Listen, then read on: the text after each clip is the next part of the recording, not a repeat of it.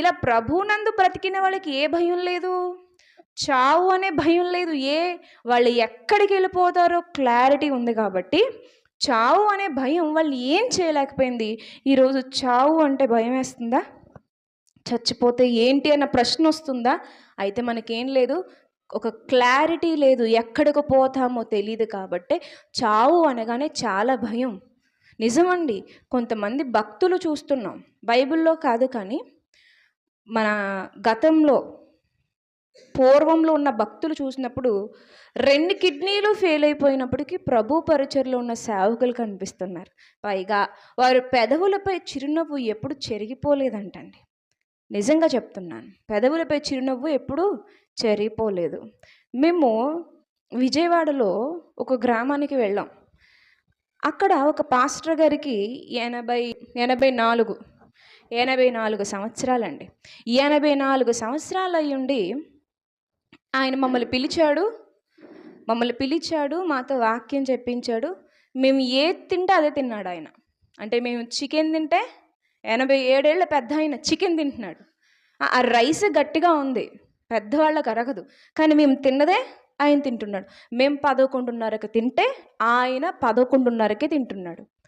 మేము ఎంత దూరం నడిచి వెళ్తే ఆయన అంత దూరమే నడిచి వస్తున్నాడు. మేము నవ్వితే నవ్వుతాడు, మేము మౌనంగా ఉంటే నీరసం వచ్చింది ఏంటమ్మా మౌనంగా ఉండిపోయారు అని అడిగేవాడు నన్ను కృపక్కని.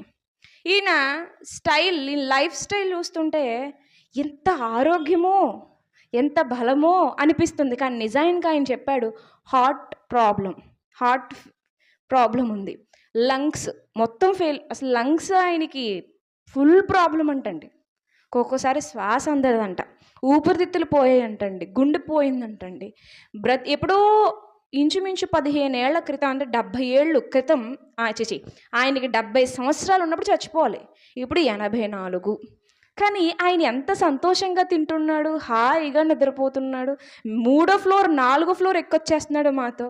ఆయన ఆనందం ఏంటి, ఆయన సంతోషం ఏంటి, ఆయనకి భయం లేదా అని అనిపించిందండి నాకు. కానీ అన్ని రోగాలు మనకుండి 25 ఏళ్ళైనా సరే మనకి ఏమొచ్చేద్ది, భయం వచ్చేద్ది.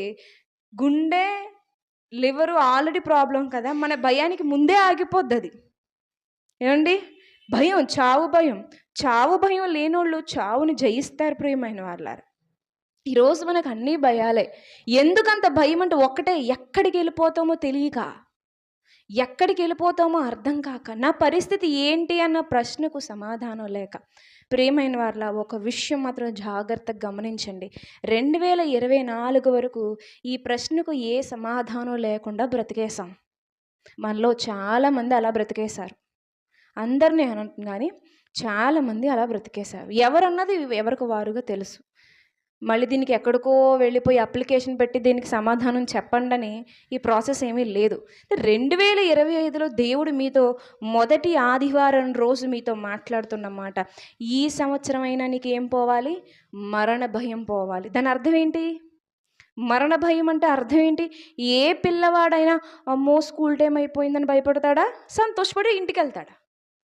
భయపడతాడండి. స్కూల్కి వెళ్ళిన పిల్లోడు లాస్ట్ బెల్ కొట్టేశారు, అయిపోయింది, స్కూల్ అయిపోయింది, అందరూ ఎవరి కాళ్ళు వదిలేయాలంటే నా ఫ్రెండ్స్ని వదిలేయాలా, ఈ ప్లే గ్రౌండ్ వదిలేయాలా, ఆ జారుబల్ల వదిలేయాలా అనుకుంటాడా? చెంగుని ఎగురుకుని క్యారేజ్ తిప్పుకుంటూ ఆటో ఎక్కి అమ్మా అని వచ్చేస్తాడు. ఆడికి ఏంటి, స్కూల్ టైం అయిపోయింది అనగానే ఆనందం తప్ప బాధ లేదు ఆడికి. ఇంకా చెప్పాలంటే ఎప్పుడు అవుతుందో, ఎప్పుడు పోదామో అని చూస్తాడు. అంటే భక్తులు అలాగే ఎప్పుడు ఇక్కడ టైం అయిపోతుందో, ఎప్పుడు పోదామో అని చూశారు. ఎందుకు? క్లారిటీ ఉంది. మరణం అన్నది వాళ్ళ దృష్టిలో ఏంటో తెలుసండి, ఒక వాహనం, ప్రభు చెంతకు చేర్చేటువంటి ఒక వాహనం. మరణం ఆసన్నం అవుతుంది అంటే వాళ్ళు అనుకుంటారు, వచ్చేసింది వాహనం, ఎక్కడికి తీసుకెళ్ళిపోతుంది ఈ వాహనం, నన్ను ప్రభు దగ్గరికి తీసుకెళ్ళిపోతుంది. ఇంకా భయం ఏముందండి? ఎదురు చూస్తున్న వాహనం రానే వచ్చింది. ఎక్కిపోవడమే గదా! ప్రభు ఈరోజు అడుగుతున్నాడు, ఈ 2025లో మీకు మరణ భయం పోవాలి. ఈ 2025లో 26కి వెళ్తానో లేదో నాకు తెలీదు అంటున్నాం కదా! కానీ నిత్యత్వంలోనికి వెళ్తానో లేదో నాకు తెలీదు అని మనం అనకూడదు. అలా అని చెప్పేసి నేను పరలోకం వెళ్ళిపోతానని అందరికీ చెప్పుకుని ఊరేగమని కాదు సుమి. అది కూడా తప్పే. నీ మనసుకు నువ్వు సమాధానం చెప్పుకుంటే చాలు. నీ మనసుకు నువ్వు చెప్పుకుంటే చాలు. అయ్యా నాకు తెలిసి ఒక ధనవంతుడు వచ్చాడు కదండి, ఏమన్నాడు? అయ్యా నాకు తెలిసినంతలో అంత పాటిస్తున్నానన్నాడు. అంటే అతని హృదయంలో ఏం లేదు? చావు తర్వాత నిత్యత్వాన్ని పొందుకోను అన్న ఆందోళన లేదు. ఇంకేమన్నా కొదువైందా అని అడగడానికి వెళ్ళాడు అంతే.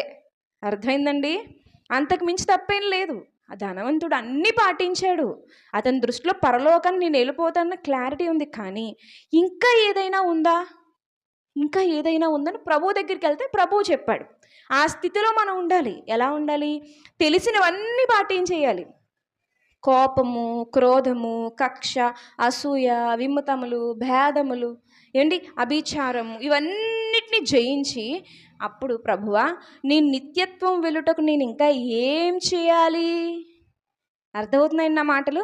నిత్యత్వం వెళ్ళడానికి ఇంకా నేను ఏం చేయాలి అని అడిగే స్థితిలో ఉండాలి తప్ప, మనమే ఒక పెన్ను పేపర్ తీసుకుని కూర్చుంటే గనుక నిత్యత్వం వెళ్ళకపోవడానికి ఎన్నో కారణాలు రాయొచ్చు మనలో ఉన్న లోపాలు.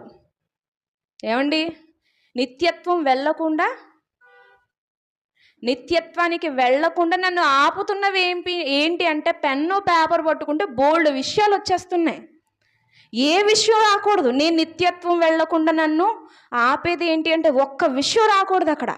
అప్పుడు ప్రభు దగ్గరికి వెళ్ళి అయ్యా ఇంకా ఏమన్నా ఉన్నాయా అంటే అప్పుడు ఆయన చెప్తాడు, ఇంకొకటి ఉంది. ఆ ఒక్కటి చేసేస్తే అయిపోయింది. కాబట్టి ప్రియమైన వారులారా, ఒక తీర్మానం తీసుకోండి. ఈ సంవత్సరంలో నేను నిత్యత్వానికి వెళ్ళి తీరతాను అన్న ఒక నిశ్చయత నా గుండెలో పుట్టాలి. అలా నేను బ్రతకాలి అని. అలా కాకుండానండి ఈ లోకం మట్టుకే ప్రభువుని ఒప్పుకుంటే మనం ఎవరమంట? దౌర్భాగ్యులమంట. ఏంటండి మనం? దౌర్భాగ్యులు. ఏంటే ఆయన ఎంతో ఇస్తానంటే కొంత తీసుకుని వెళ్ళిపోతే ఎలా? ఆయన ఎంతో ఇస్తానంటే కొంత చాలు. అంత సమృద్ధి ఉంటే నీకు ఇంత చాలా? ఎంత దౌర్భాగ్యం!